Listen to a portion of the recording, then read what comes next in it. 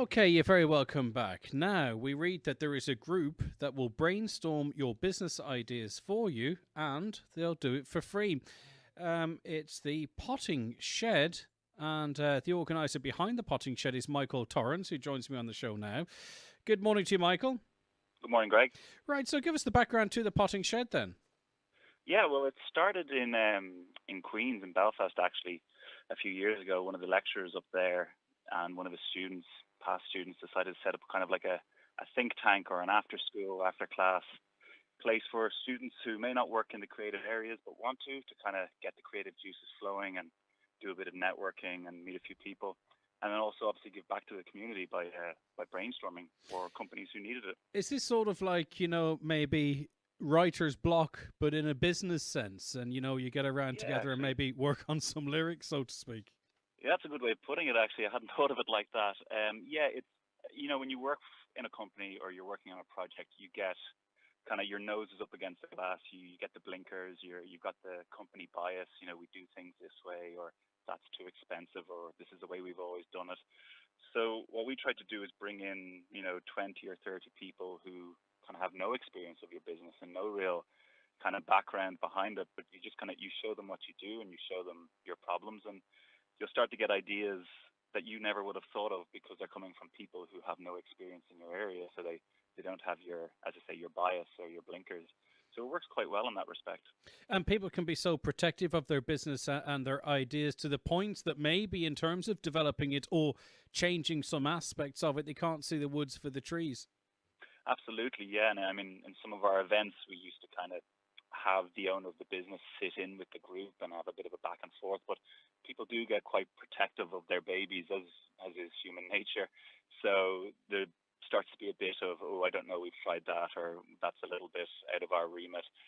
So we like to kind of have the owner of the company there, but really just kind of floating around and listening in rather than fully engaging, because it's hard for them to let go and just let people go wild with ideas. So And there is that chance too that, someone can get a business off the ground, get it to a certain level. Maybe it's not profitable, but they can't see where it's going, or they have a certain product. And maybe they need outside people to even be as honest as to say, maybe your product actually isn't what you think it is or hasn't the potential you think it has.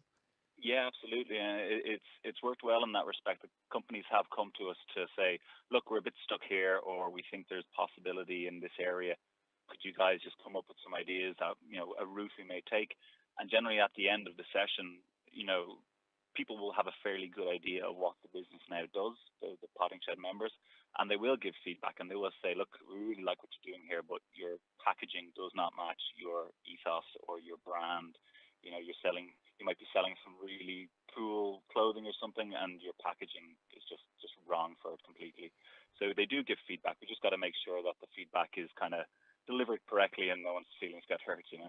So, who are the volunteers in the Potting Shed? And I'm not suggesting they're motivated for themselves personally necessarily, but what is in it for them? Yeah, well, it started off. I didn't really want to fill it with product designers, which was my background. I could have got a lot of friends from college and from past jobs to fill it, but I really wanted to make sure we had a broad spectrum of people to get a broad spectrum of ideas. So once people heard about it, word was spread. It's kind of just people who like to get involved in a creative pastime and like to do a bit of brainstorming. Once they come along once, they enjoy it and they tell other people, and we generally get new faces in just about every attendance. And what's in it for them is networking. They get to see what's going on in the company we visit. People get to see it. We've got people interested in business themselves. They get to see how a company may be run. They learn things they didn't know. It is good for networking. There's been obviously interviews and jobs gotten out of it, and just the brainstorming in general. I know people who may have studied a creative pastime. Sorry, studied a creative college course and then gone on to work in maybe the bank or something a bit more stable. And they like to get out and get that creative juices flowing that they may not get in work. So it's kind of an outlet as well. I mean, this is something that could work anywhere. You mentioned Belfast. I believe these current events are in Dublin. I mean, is there a possibility to take it nationwide? Is that something that you would lead?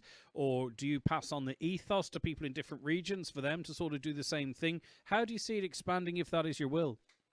Yeah, absolutely. I mean, as I say, it started in Belfast, and that's where I got involved with it. I got in with the group on maybe their second or third potting shed, and I loved the idea, and I knew I was planning to head back down to Dublin anyway for work, and I knew it would flourish with obviously the kind of the startup scene and all the kind of creative new jobs that were coming out of the end of the recession, the kind of DIY, having to do it yourself stuff, which this really fits into. So the plan was, get one in Dublin. There could be one in Galway. There could be, there was talks of one in London and far afield, I think Singapore. They had connections there. It never really came about. Dublin was kind of where it went to next and where it stopped. But I mean, I think it's a matter of time before people start getting onto me and saying, can we do a potting shed in Galway? Can we do one in Cork? Can we do one in Derry? I can just see the benefit for ITs or colleges and having their students involved in it. Because there is that networking aspect of it. It gets the creative juices flowing. I mean, there's benefits for not only the companies but for those volunteering. Definitely. I mean, we've got quite a healthy membership of students in our own from across the board as well. Not just the kind of, as I say, not just the creative colleges or the design backgrounds. We have students of all sorts coming in, because everyone knows nowadays it's design thinking isn't kind of in the shadows. It's up at the board table nowadays. People know that brainstorming is innovation is vital. You've got good technology plus innovation, design thinking, that kind of thing, and that's where your Ubers and your company like that come from. That tweak of innovation coupled with the new best technologies. And I think everyone in any walk of life knows that. So students from all backgrounds are getting involved, trying to get the skills to get themselves ready for the kind of the next generation of jobs. I'm also thinking of maybe groups, groups like men's sheds or groups that involve people who are retired, because obviously, companies are appealing to different markets. Look, it's currently the Dublin, the Potting Shed Dublin. I mean, I can't imagine anything that would stop it ending up out right across the country. It's been really interesting talking to you. If people want to get more info from you, Michael, how could they go about doing so? Yeah, the pottingshed.dublin.com is where you can find us. That'll lead you onto our Facebook page, and our Facebook page has all the events and that kind of stuff. We try and do one a month, so we try and do it as regularly as we can, and that's where you'll find out all the info. Twitter as well. Okay, yeah, Twitter at PottingShedDub. Michael Torrance, it's been a pleasure talking to you. Thanks for taking the call. Thanks a million, Greg.